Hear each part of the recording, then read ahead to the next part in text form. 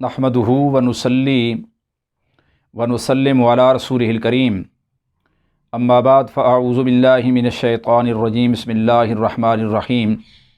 मुअज़्ज़ज़ सामीन व नाज़रीन, आज की इस गुफ्तगू में अज़ान खुतबा के बारे में बयान करना है कि अज़ान खुतबा की तारीख़ क्या है, नंबर एक।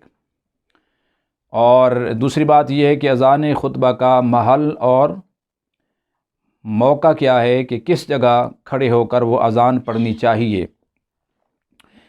वैसे तो अज़ान जुमा के बारे में कुरान करीम ने इरशाद फरमाया, या अय्युहल्लज़ीना आमनू इज़ा नूदिया लिस्सलाति मिन यौमिल जुमुअति फस्अऊ इला ज़िक्रिल्लाह।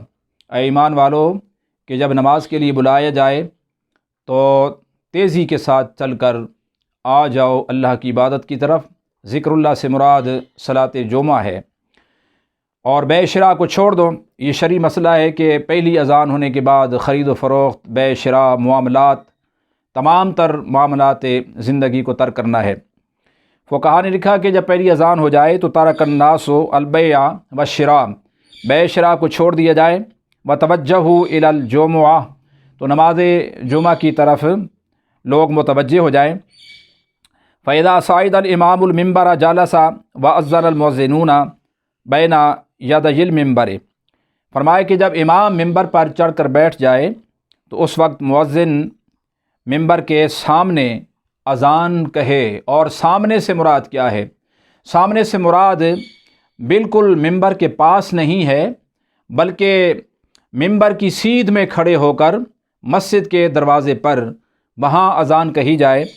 इसलिए कि हदीस पाक में आता है, सुनन अबू दाऊद की एक रवायत में फरमाया गया, काना युअज़्ज़िनु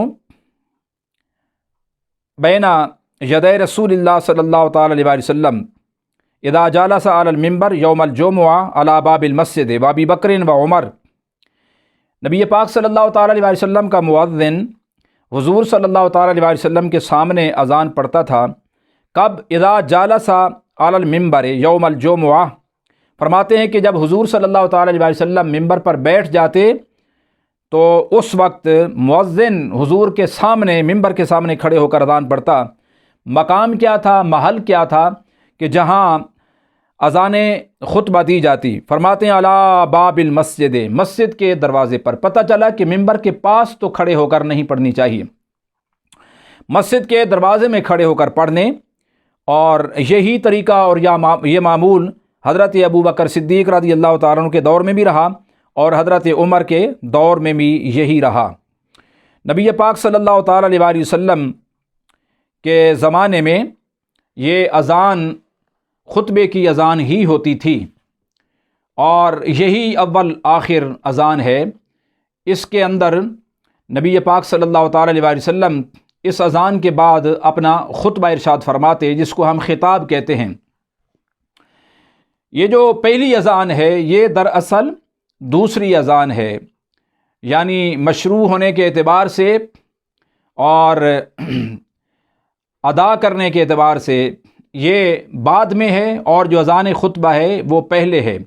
हमारे दौर में जो अज़ान दूसरी है हकीकत में वो पहली थी हुज़ूर के ज़माने में।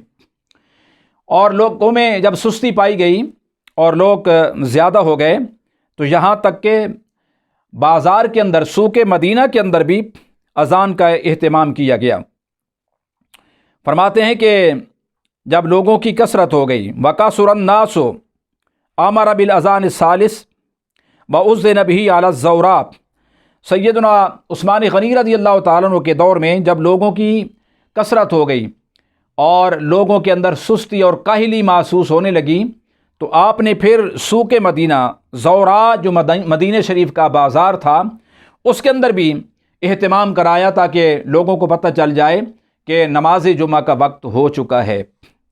और इसको अज़ान सालिस कहा गया इकामत को शामिल करके, इसलिए कि इकामत के कलिमात और अज़ान के कलिमात सेम हैं सिवाय क़द क़ामतिस सलाह के, इसलिए सालिस कह दिया, वरना दो ही अज़ानें हैं।